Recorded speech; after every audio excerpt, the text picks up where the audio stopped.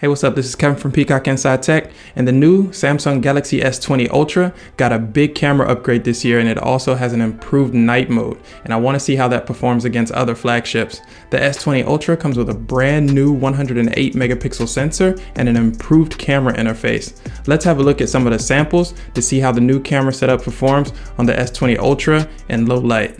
Oh, and by the way, I'm using the international version, and that has the Exynos processor, which according to other reviews performs slightly different than the Snapdragon variants in the US, but let's see.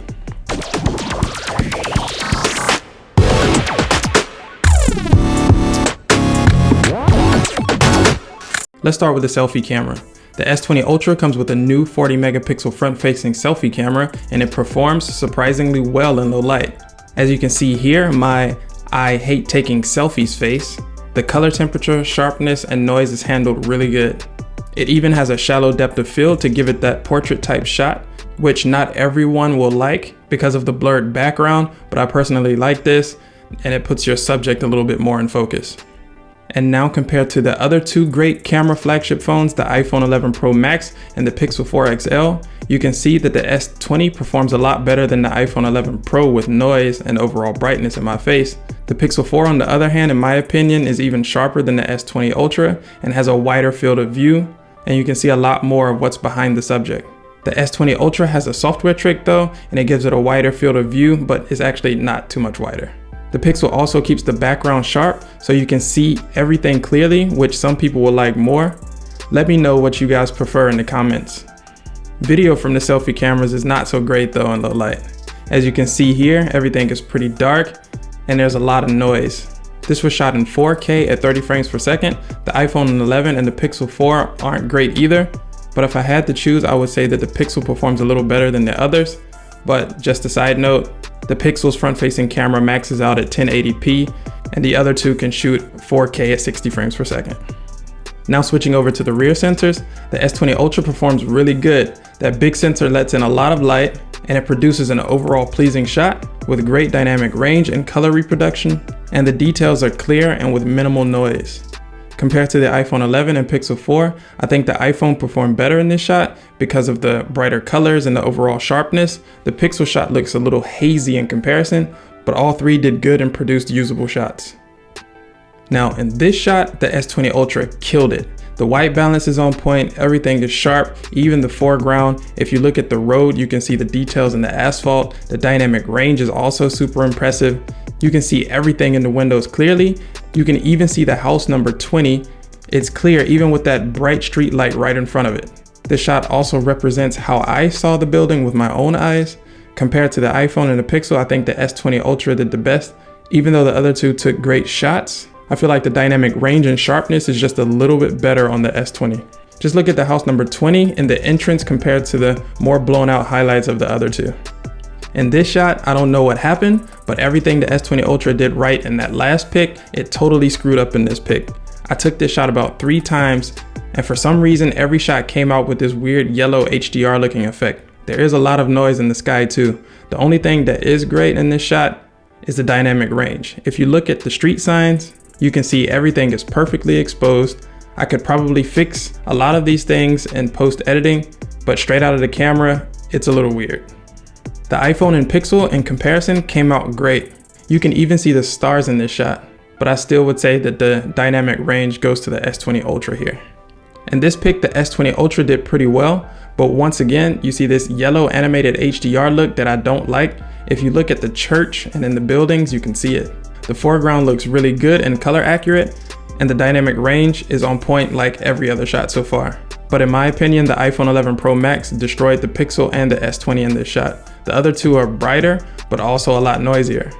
The iPhone shot is sharper, more accurate, and color reproduction is perfect, while the other two look hazy and have a weird noisy sky, while the iPhone sky is completely black, the way I like it. The cool thing about the S20 Ultra is that the night mode works across all of the lenses, the front and on the back. I also tested the 5x optical zoom night mode, and as you can see, it's pretty noisy, but overall not too bad. If I would have had a tripod, I'm pretty sure it would have looked a little bit better.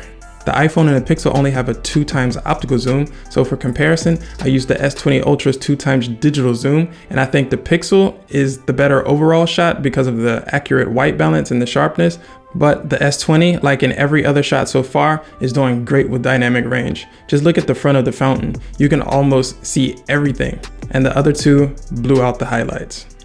And here's a night mode test of the ultra wide camera lens on the S20 Ultra. And by the way, this is probably the only phone that I've tested that actually has night mode working on the ultra wide lens. And as you can see here, it's pretty good. It still has this yellow weird tint, but the detail is good. The dynamic range is top notch, and it's just an overall pleasing picture. The iPhone 11 Pro has an ultra wide lens, but no night mode due to the lack of the required focus pixels, according to an article that I read online. But there's just no contest. The S20 Ultra does a lot better, and the Pixel sadly has no ultra wide camera. Now this is a shot of my Volvo Hybrid, and the Ultra did a good job exposing everything well in this shot. I don't think I've ever seen a smartphone with dynamic range so good in low light. Look at the street lights in the background, all perfectly exposed highlights. I showed this comparison here on my Instagram account, and most people said that the S20 Ultra shot looked the best, and I have to agree. The Pixel has the more accurate color balance, but it's not as pleasing as the warmer tone of the Galaxy. I also wanted to see if I could catch some stars with the Ultra, so I tried some astrophotography. Unfortunately, it failed every time I tried, which was around 5 times. It just couldn't focus on the right things and would just hunt the whole time. If the Ultra is sitting on a tripod, it has a 29-second exposure for ultra low light photography. Sorry, no pun intended. The iPhone also has a 30-second exposure for these types of shots, and it does a whole lot better. It captured the stars, and it also exposed the distant city really well. But the iPhone and the S20 just can't compete with the Pixel's astrophotography mode. The Pixel picks up stars that I couldn't even see with my own eyes. It exposes the city perfectly in the background. It has pretty much no noise in the sky. And this is all thanks to Google's Magic-like software and a really long 4-minute exposure. And just with a couple of tweaks in post, you can get cool shots like this. Video on the S20 Ultra is decent as well. It also suffers from the same yellow tint that the images do. I feel like the Pixel's video looks a little bit better compared to the S20 and the iPhone because it's a little sharper and the color temperature was closer to what I saw with my own eyes. These videos were shot in 4K at 30 frames per second, but the S20 Ultra and iPhone 11 can shoot at 60 frames per second. And sadly, the Pixel cannot. So in summary, the Galaxy S Ultra's updated camera hardware and software performs really good in low light.